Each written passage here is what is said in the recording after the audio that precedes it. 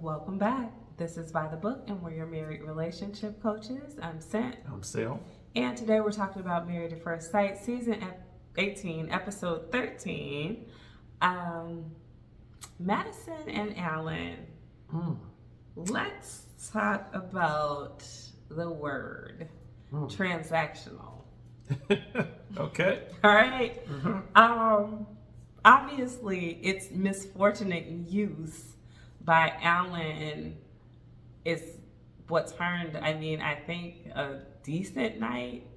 Although, I'm not going to lie, I don't think I was really sensing, like, warm and fuzzies necessarily from Madison at that point. But she at least wasn't, like, either off-put or given an out to act off-put. So we'll get into some of that a little bit later. But the word transactional and the way that Alan used it, if you listen, and we just listen back at that, just so we could really get the context, the full understanding of the way that this conversation went so left. It wasn't used, I don't really think, necessarily in any kind of offensive way. Now, I know when you hear transaction and you hear sex, it sounds like prostitution or something like that. But if you break down like what he was saying, he's like essentially saying, I didn't think that you would be an emotionally sexual person. Well, what did you mean, Alan? I thought it would be more, I don't know the words, I don't have the right word, this isn't the right word, but transactional. And while that sounds bad when you use transactional and sex or any kind of sexual innuendo in the same sentence, I simply took from that he felt like she would be less emotionally connected to sex. Not that she would exchange money, for sex, just that, like, instead of her being all, sappy and high emotion, that she would have sex with, like, the purpose of achieving an orgasm, and, that type of transaction, like a physical transaction that's not so heavily emotional. That's all. And I think that he was starting to perceive from her some of her sensitivity, some of her emotional side. And he's like, oh, you have more of an emotional connection with your intimate needs than was readily apparent when I met you. I wish he could have said that in that way. He knew what he was saying was incorrect, but he just didn't know how to say it. True. But it didn't have the meaning that she assigned to it. She took it left. And one of the reasons that she took it so far left is because he then went on to say, well, you were shaking your butt on the dance floor. And I'm like, Alan, shut up. Because that gave her more fuel to work with that word than just if it was isolatedly a poor choice of words.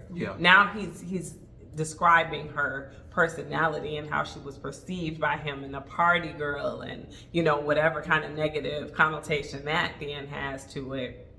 Now she can say, well, he basically called me a hooker. Well, okay, no, he very didn't. But it's just giving her an opportunity to say these types of things. So, it was too bad. I did feel bad for him. But to be fair, I think he might have been getting sucked up in the fact that she was even having a sexual conversation with him in any regard, and not really truly understanding that, at least from my perspective, where I sit, you guys let me know what you think, but she still wasn't feeling him. She was just talking about sex. They were drinking wine. It makes it a little bit easier to communicate about that type of thing. And then, she's just saying, she never made it personal. Like, I feel like this about you. I feel like we could do this. It was like very, this is how I am sexually. This is how I like to do this. This is the type of thing that turns me on. Not this is how you turn me on. You didn't get that. He didn't say that, but you can perceive like his desire for her in a way that you don't perceive that in her for him. True. So very true. Yeah. What you just said. Yeah. I think you hit the nail right on the head. I don't think he meant it the way it came out, and he even was trying to preface that say, I'm saying this word, but I know this is not the actual word that I want to use or that need to be used, but it's just not coming to my mind. And so at that point, he probably should have just shut up. Yeah. But he forced that word, even knowing that was not the correct word. And you know what? I understand her being a little bit put off, but to the point, and I know I can't, and no one can tell a person how to feel about a certain thing. I totally get that. So you guys don't need to put this in the comments. And so, but to me personally, who I am as a person, let me say it like that. Who I am as a person, why get so mad though? I mean, because in understanding their situation, they're trying to get to know one another. They don't know each other. And so he saw, I guess, a woman who he was attracted to. And his mind began to make assumptions. Mm-hmm. All right. Is there anyone among us that is not I mean, and that's true. And that's a good point. That's a very good point. And I think I can't remember how old Madison is, but I know she's in her 30s. Yeah. I feel like it's kind of like close to her mid 30s. Yeah.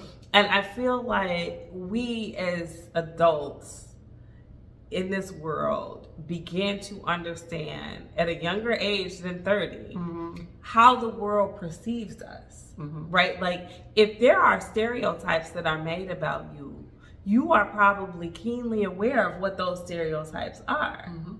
I have them, that I know people see me or have seen me. And, as I get older, it may have shifted over the course of time. People have seen me in certain ways.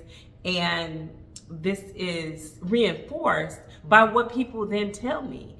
Whether they're my friends or they become acquaintances, whether they're teammates of mine or coworkers, mm-hmm. how they will tell you, you know what, when I met you, I thought this about you. Mm-hmm. But as I get to know you, this is different. Yeah. This is a different person. This is different than what my knee-jerk reaction to you when I first met you mm-hmm. was. And these aren't things that are offensive to me. And the more you hear some of the same assumptions being made by different people in different parts of your life, the more you get to see this is what I put out to the world. Yeah. This is how people as a whole see me. Yeah. And am I okay with that? Am I going to change, how I dress, how I speak, where I go, the things that I do, the activities that I choose to do to align with what I, think, so they get what they see, mm-hmm. Or am I okay with people having this misconception of me mm-hmm. from the beginning and then me proving them wrong? I think I actually take some amount of joy in presenting an image that people don't mm-hmm. then expect to get of me. That being numerous things, but just, for example, most people that I met, especially when I was younger, especially when I was tiny, they're like, what? You're still tiny. I'm not tiny. But anyway. They're like, I never thought you would play football. I never thought you would play these types of things. But it's not just that. It's any number of things throughout the course of my life. And I'm like, got you. Because, I feel good to be something that people didn't anticipate being. Is Madison like that? I don't know. Mm-hmm. She seems hypersensitive to the idea that she's not thought of in the way that she actually is. Mm-hmm. I don't want to villainize her in any way. I don't want to shame her in any way for how she feels or what her experience has been.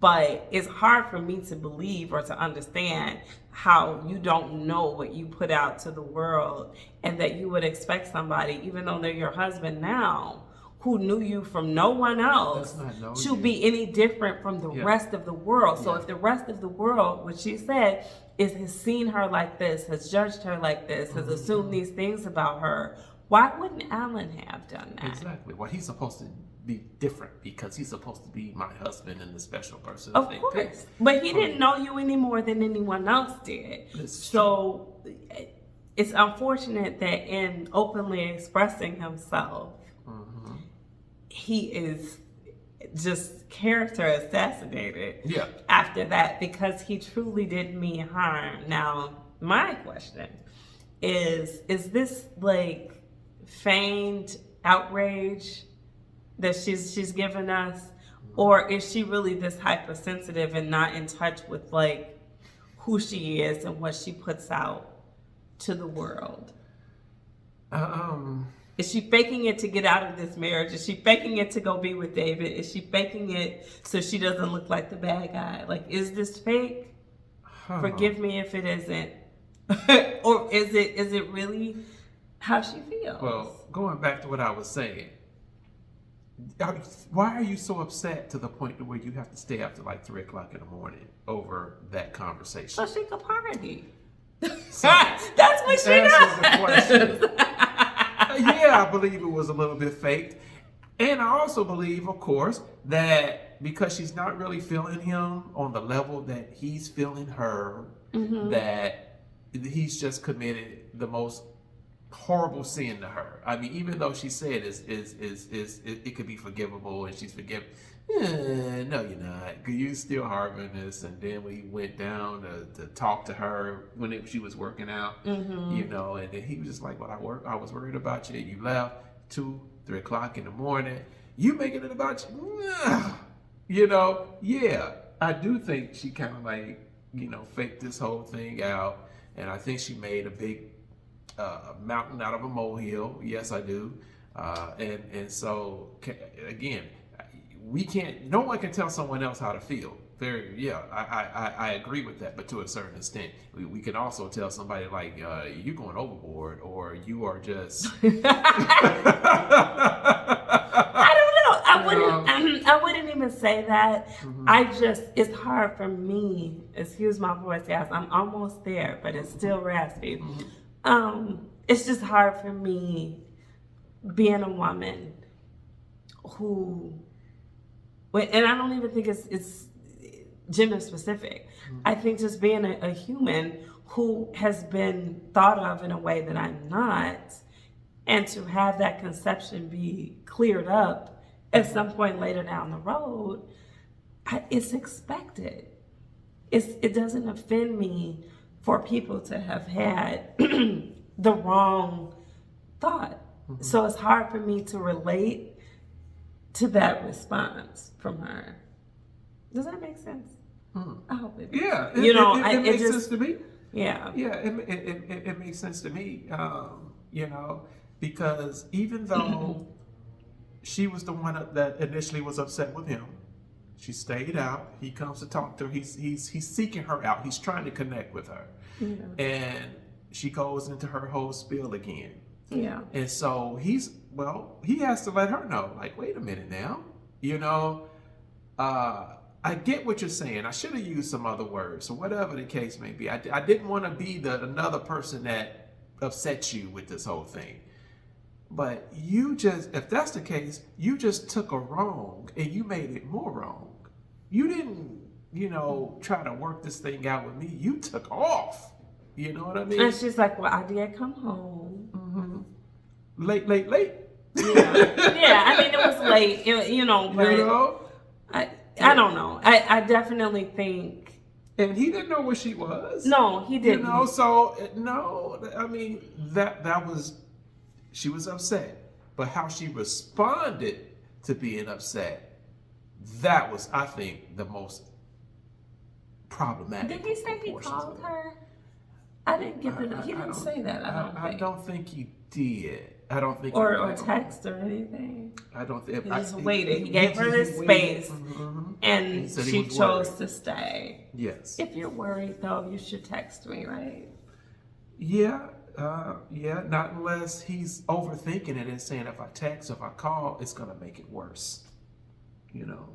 And I'm sure all of that played out in his head. I mean, maybe, but if I'm her, if I'm plugging myself into her shoes, then I'm going to be like, well, how worried were you Or did you just sit here ready to sit in judgment of me for however late I stayed out and you weren't going to reach out? How you can't have it both. Well, you can't be worried about me and not check on me at the same time. So it happens.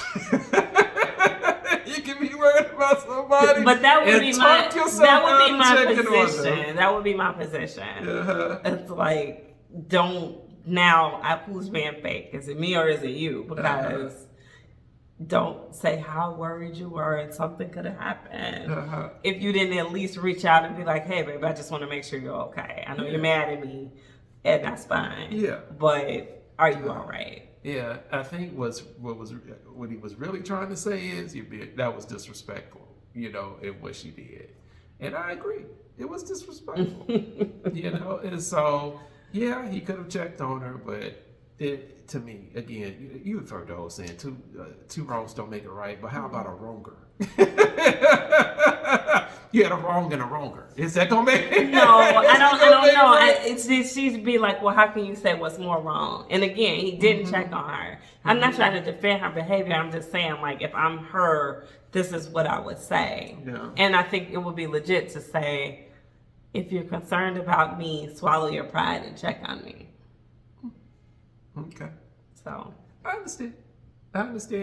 It's just some nuances that kind of go in here, and to where I think men and women, but probably more so men, try to figure out by me doing this, is it gonna make it worse? Is she gonna be more upset that I called and I checked on her? And let's not rule out the whole, I don't want to look like a sucker. See, and that's where the swallow your pride part goes, right? You know what I mean? She already knows I'm digging her. I cannot look like I'm sweating her. Right. And so if I'm sweating her, now I'm playing the role of a sucker. And so he was probably there with his little dog, asking his dog, if I call her, am I gonna look like a sucker? And the dog is probably like, mm-hmm. Oh my God. Is this Kristoff and Spin now? Like, what is going on? So, okay, my last question about this. Is she talking to David? I'm gonna give that thing like a 60-40. I think she is. Yeah. Now, aside from them working out together, like earlier on in the season, why do you think that? Well, they do have the like you said, the working out thing in common. He likes blondes. he's definitely said that over and over again. He likes blondes. So since this blonde is malfunctioning, he may find another blonde that's not. And so for him, yeah, I think that would be up his so-called alley. Now for her, would she care about him living at home in his parents' basement? But not as much as Michelle does. Yeah. I don't think. Yeah. I don't think so. But she said that she was into Pretty Boys. I guess that's very subjective to me. So I don't know what classifies as a pretty boy for her. He's a prettier boy probably than Alan. Maybe.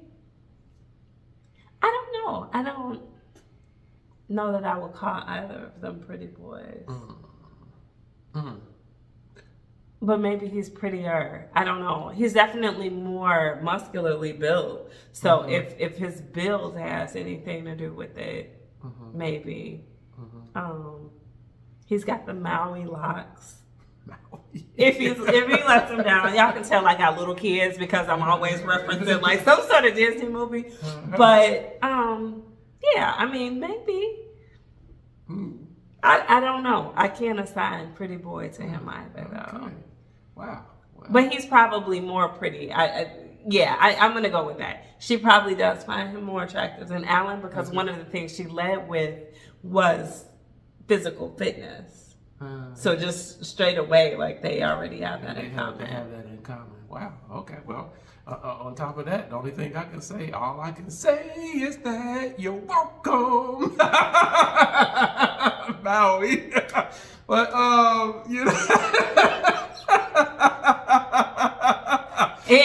scene.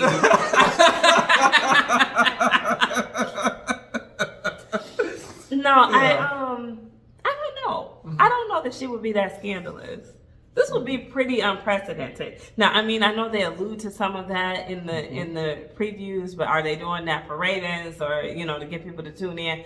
I don't know. It's hard for me to believe that there would be two people on the same season when there's so few couples, you know, to begin with, that would cross over in that way. During the show. Like, that would be pretty, like... Yeah. Because a couple of seasons back, you had, you know, I forgot their names now, but the Asian lady and the one brother. Oh man, I can't think of their names. Y'all after that, I know what you're talking about. Yeah, I can't remember their names either. But no, I can't imagine that would happen. But if it is, it'll be entertaining TV. That's for sure. And I can't imagine what the experts would say to that situation. That they probably need to find some new experts. Just fire them all. Dr. Pia just got there. Yeah, she can go too.